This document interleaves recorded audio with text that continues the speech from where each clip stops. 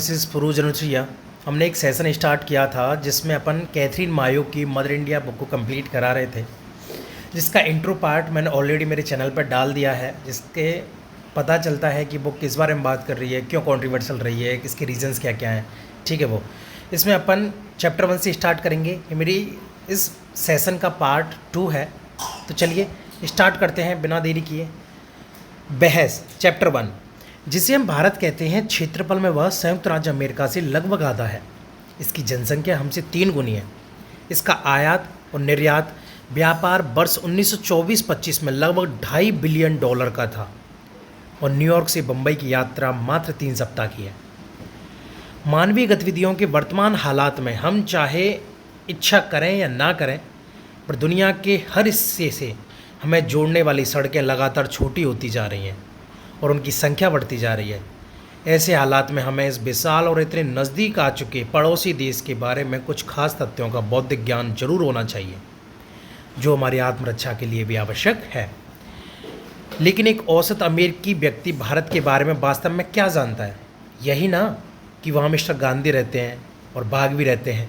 इसके सिवा यदि वह कुछ जानता है तो वह उसकी अपुष्ट धारणा है, जो उसने इस या उस पक्ष के पेशेवर प्रचारकों की अनभिज्ञ जानकारी से, या भारत के धार्मिक या रहस्यात्मक स्रोतों से, या किस्से कहानियों से, या यात्रा साहित्य से, या उपन्यासों और कविताओं से हासिल की है। मैं इस तरह की अपुष्ट धारणाओं से संतुष्ट नहीं थी, इसलिए मैं यह देखने के लिए भारत आई कि वास्तव में यहाँ क्या है। इसके लिए मैंने किसी से कोई आर्थिक मदद नहीं ली, क्योंकि मैं बिना किसी दबाव के निरपेक्ष और स्वतंत्र होकर यहाँ के मानव जीवन को देखना चाहती थी। धर्म और राजनीति और कला के क्षेत्रों को छोड़कर, जो मेरे लिए नीरस विषय है, मैं अपनी जांच पड़ताल केवल सार्वजनिक स्वास्थ्य और उसकी संस्थाओं तक ही सीमित रखूंगी।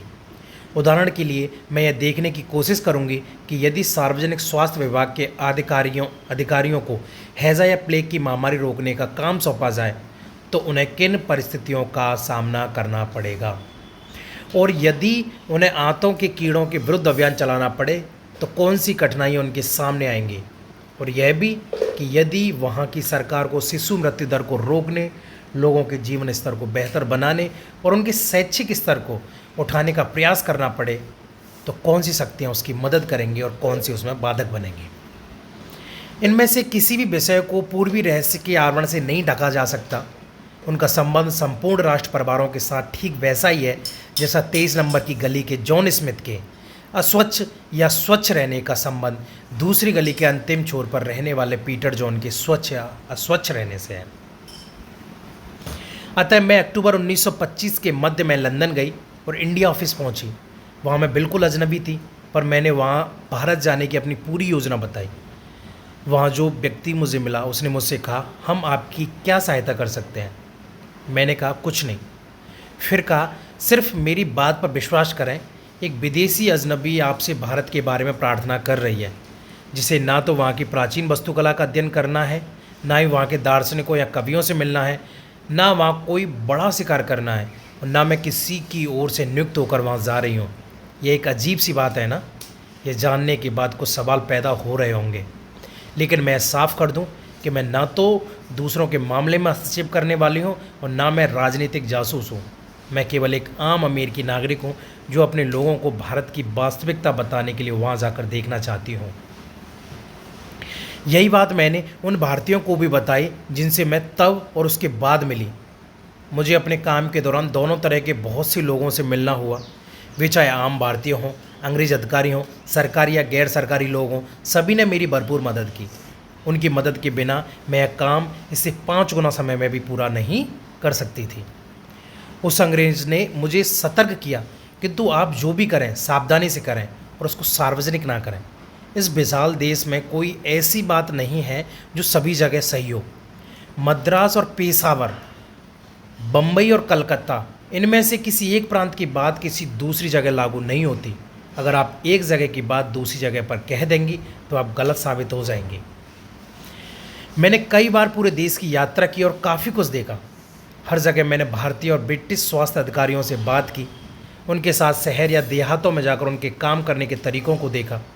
मैं बहुत से अस्पतालों में गई जहाँ मैंने डॉक्टरों से बातचीत की और बीमारों को देखा। मैंने नॉर्थ वेस्ट फ्रंटियर से मद्रास तक की लंबी यात्रा की है।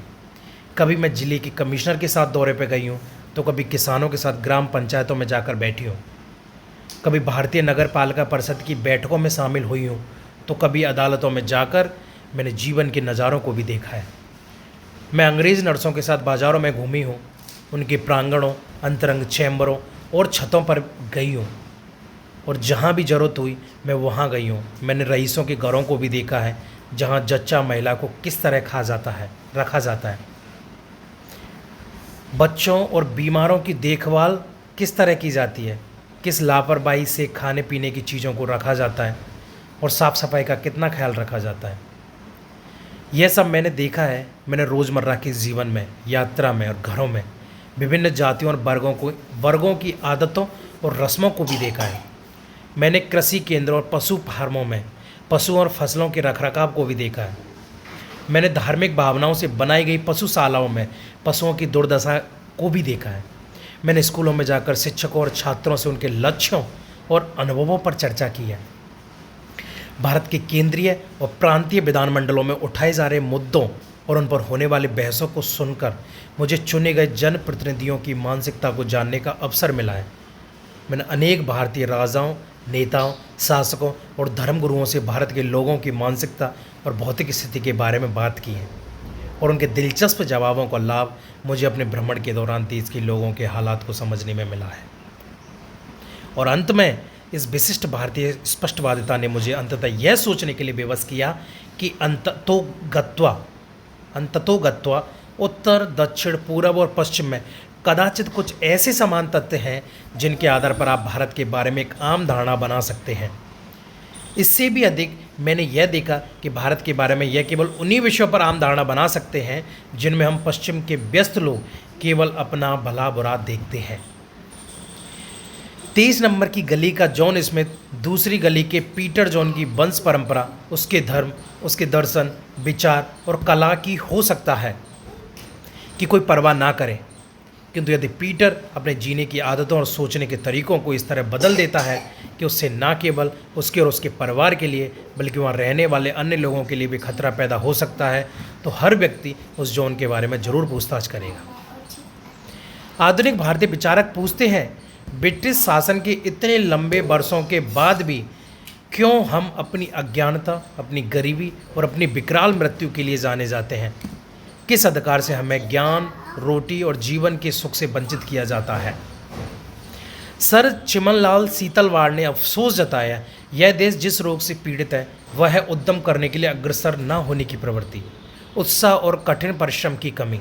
लेकिन मिस्टर गांधी कहते हैं, ब्रिटिश शासकों पर हमारा आरोप बिल्कुल सही है, क्योंकि हमारी असहाय स्थिति हमारे आगे न बढ़ने और हमारी मौलिकता की कमी के लिए वे ही जिम्मेदार हैं। राजनेता पूछते हैं, हमारा उत्साह इतना निष्फल क्यों है? हम अपनी प्रतिज्ञाएं, अपना भ्रातृत्व भाव और आज़ादी का लक्ष्य इतनी जल्दी क्यों भूल गए? हमारी मानवता इतनी छोटी क्यों हो गई? हम इतनी जल्दी क्यों थक जाते हैं और क्यों वक्त से पहले जवानी में ही मर जाते हैं? और वे खुद ही जवाब भी देते हैं, हमारे धार्मिक मूल्य विदेशी आघातों से जख्मी और लहूलुहान हो गए हैं, और हमारी आत्माएं उनके घमंडी व्यवहार से जहरीली हो गई हैं, जिससे हमारा जीवन सूख सा गया है। अब कुछ नहीं किया जा सकता। हम केवल राजनीतिक मंच पर चढ़कर अत्याचारी शासक को समाप्त करके ही इस लड़ाई को जीत सकते हैं।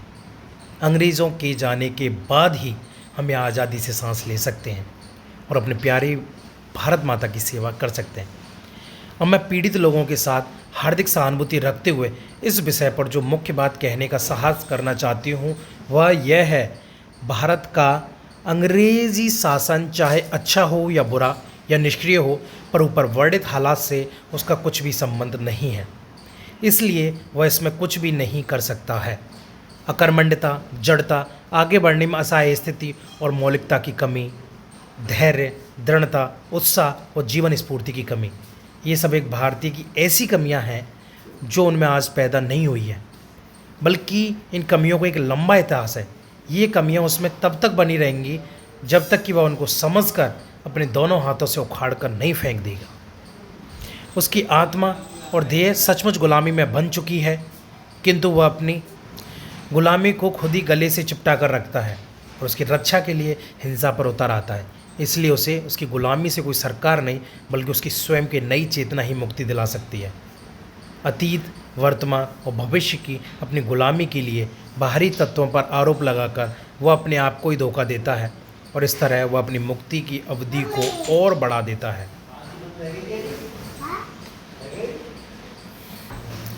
एक 12 साल की बाल कन्या को लीजिए जो अपने हाड़ मास में अत्यंत दयनीय है और जो अनपढ़ और अज्ञानी है। उसे स्वस्थ रहने के बारे में कुछ नहीं सिखाया गया है। उसे समय से पहले ही माँ बना दीजिए और फिर उसके कमज़ोर बच्चे को शुरू से ही दूषित वातावरण में रखिए, तो यही होगा कि उसकी जीवन शक्ति दिन प्रतिदिन सूखती चली जाएगी। उसे कहीं खेलने नहीं जाने दीजिए और घर में रखकर उसमें ऐसी आदतें डालिए कि वह 30 वर्ष की आयु में भी झगड़ालू, कमज़ोर और बूढ़ी हो जाए। तब क्या तुम उससे यह पूछोगे कि उसका पुरुषत्व कमज़ोर क्यों है? इसकी विशाल जनसंख्या को ही लीजिए, मुख्य रूप से ग्रामीण जनसंख्या को, तो अनपढ़ है और अपनी जहालत को पसंद करती है। आप इस आबादी को प्राथमिक शिक्षा देने की कोशिश कीजिए और उसकी एक भी स्त्री को शिक्षक मत बनाइए, क्योंकि अगर आपने स्त्री को शिक्षक की नौकरी दी तो उसे पर्दे से बाहर आना होगा और वह बर्बाद हो जाएगी। क्या तब भी आप यह पूछेंगे कि जनता में शिक्षा की रफ्तार धीमी क्यों है?